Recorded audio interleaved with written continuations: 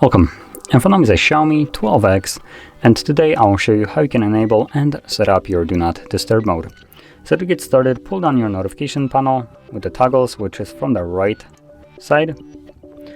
And in here, you're looking for the Do Not Disturb mode.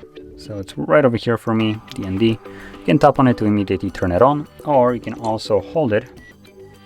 And this will quickly take you to the settings where you will be able to customize how it will function. So let's scroll down just a little bit to our, there we go, Do Not Disturb mode. And here are all the settings that we have. So we have for just a toggle to turn it on and off, the same thing as we have just when you pull it down.